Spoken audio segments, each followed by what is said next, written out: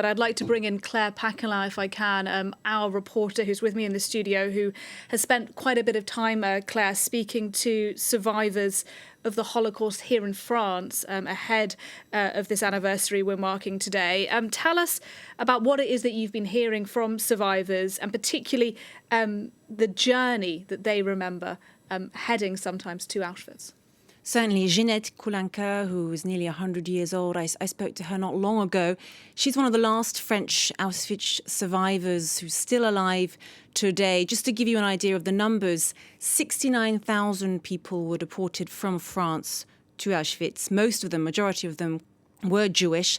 11,000 of that number children, and almost all of the children were killed there. The survival rate of that 69,000 was about 5%. Ginette Koulanka was 19 years old, and she did manage to survive. She told us about the 3-day journey in a train that she made.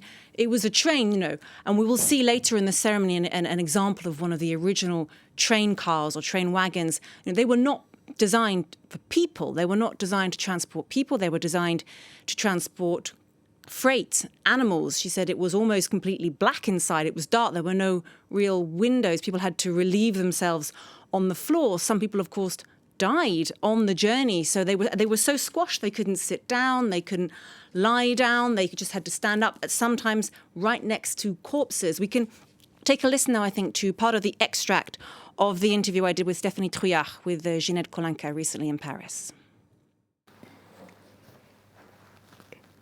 C'est un peu gênant de montrer ça en décoration alors que ça a tué tellement de monde. Quand on est arrivé, le train s'arrête, on aperçoit des cheminées qui dégagent une fumée un peu spéciale, et maintenant les ordres arrivent, déshabillez-vous.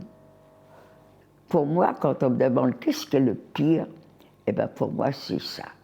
C'est le moment où j'ai été obligée d'être nue. So she's talking about the strange smoke coming out of the chimney. Well, she was separated as soon as she arrived in Auschwitz from her father and her younger brother, who was 12 years old. And she later on in the evening asked other women prisoners who had been at the camp for longer than her, when am I going to see my family? And they said, look at the smoke. That's your family.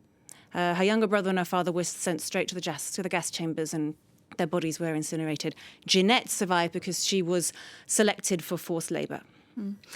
She survives, and to this day, Claire, she makes an effort, doesn't she, to go to schools, to talk to young people, to tell them what she went through, to make sure that the horrors of the Holocaust really aren't forgotten. She's remarkable because she will be celebrating her 100th birthday soon, and yet she still goes in every week. She actually showed me her agenda, her diary, and there's something every single day. She goes into schools at least once a week and she speaks to young people. She says she does it because she wants young people to understand what hatred can cause.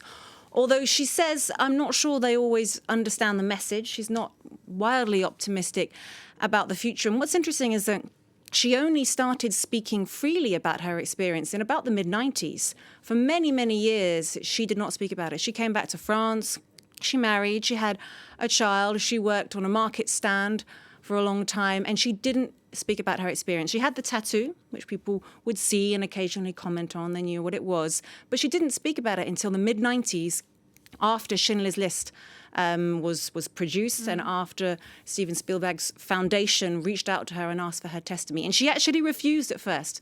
They had to sort of try and insist a bit to get her to speak out. And once she started to speak out, she spoke out regularly. And still today, she's talking to young people, trying to get that message across.